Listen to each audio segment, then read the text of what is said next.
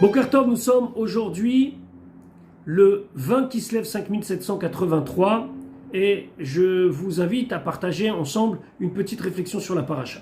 Aujourd'hui, nous étudions la 4e montée de la paracha, ce qu'on appelle le Maaseh Tamar, l'histoire de Tamar. Ce serait trop compliqué, dans le cadre de nos quelques minutes de réflexion, d'expliquer le Maaseh Tamar. Surtout que nos Chachamim disent que le Maaseh Tamar, l'histoire de Tamar, il faut prendre beaucoup de précautions pour l'expliquer. Mais globalement, l'histoire est la suivante. Yehuda a été mis de côté suite à l'histoire de Yosef, où il s'est mis de côté volontairement, où il a été mis de côté. En tout cas, il a 3 enfants. Le premier se marie avec une femme qui s'appelle Tamar. Le premier s'appelle Er. Il meurt.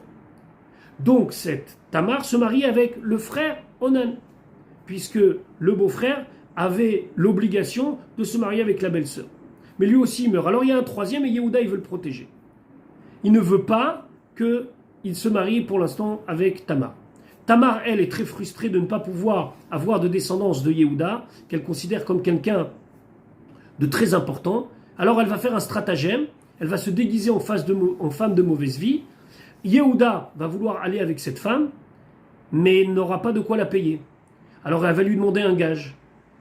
Elle va prendre un gage, et après qu'ils aient passé un moment ensemble, elle va disparaître. Yehuda cherche désespérément à payer cette femme, mais on ne la retrouve pas. Quelques mois après, on annonce à Yehuda que sa belle-fille Tamar est enceinte. Si elle est enceinte, c'est qu'elle a été avec un homme. Il est à milieu de se douter que cet homme, c'est lui. Mais il sait que Tamar a désobéi à la loi, même s'il l'avait lui-même mise de côté, et elle aurait dû attendre pour pouvoir se marier avec le 3e fils. En tout cas, il la condamne à mort.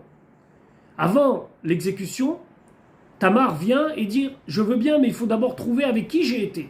Et là, elle présente le gage qui était le bâton et le sceau de Yehuda. Et Yehuda comprend qu'elle a été plus forte que lui et qu'elle a réussi à s'unir avec lui contre sa volonté. Parce que s'il avait su, il n'aurait sûrement pas accepté.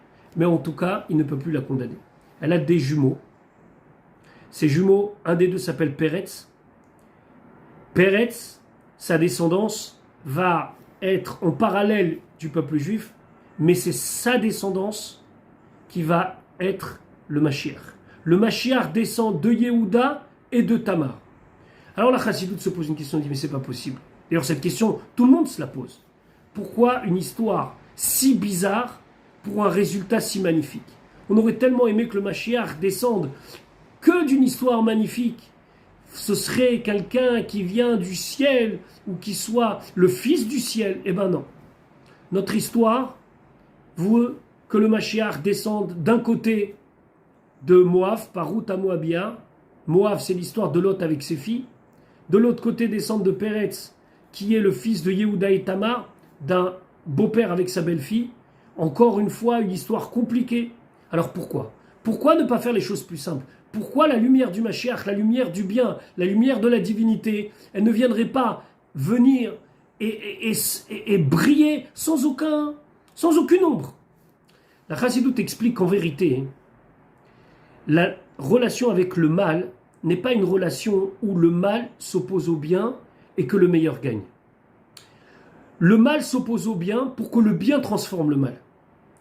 Il n'y a pas 2 entités qui s'opposent et qui vont au final se cogner pour que l'une des deux gagne. Bien sûr que le mal s'oppose au bien et le bien combat le mal. Mais de quelle manière le bien doit combattre le mal?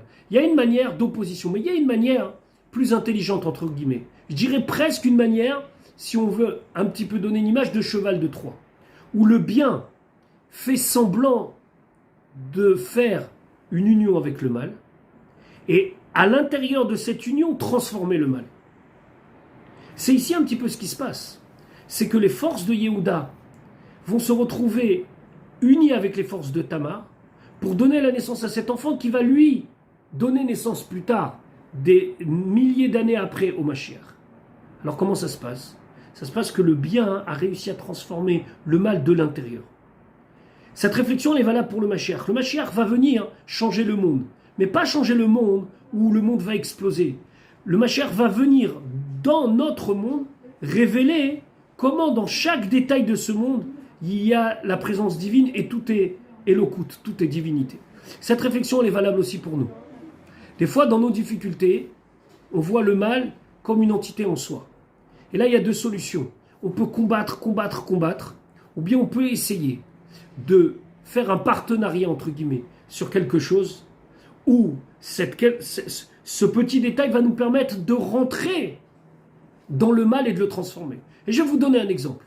Nous sommes dans les jours de Yutet qui se lève et le Chav qui se lève, et on sait très bien que chez les Chassidim, on a la coutume de se rassembler pour un Farbrengen. Un Farbrengen, c'est un moment où tout le monde s'assoit, c'est pas un cours de Torah, c'est un moment informel où on dit un petit peu les Chaim ensemble, on chante un petit peu et on essaye de se renforcer. Pourquoi les Chaim? Pourquoi on doit dire les Chaim lorsqu'on fait ce Farbrengen?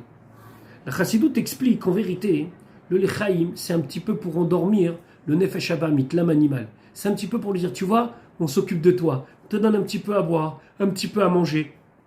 Et elle s'adoucit, et elle ne voit pas le piège, qu'en vérité, à la fin du Farbrengen, à la fin de cette réunion chassidique, on va la transformer, on va faire en sorte qu'elle soit moins bestiale, on va arranger nos midotes, arranger nos manières nos traits de caractère, on va s'améliorer. Et ça doit passer par un petit moment de l'Echaïm, où on sent que le corps il a une certaine place, entre guillemets, et donc on endort la bête pour pouvoir transformer la bête. Ça, c'est le message de la montée d'aujourd'hui. Je vous souhaite une bonne journée, et bien Ezrat Hashem, à demain pour une autre réflexion.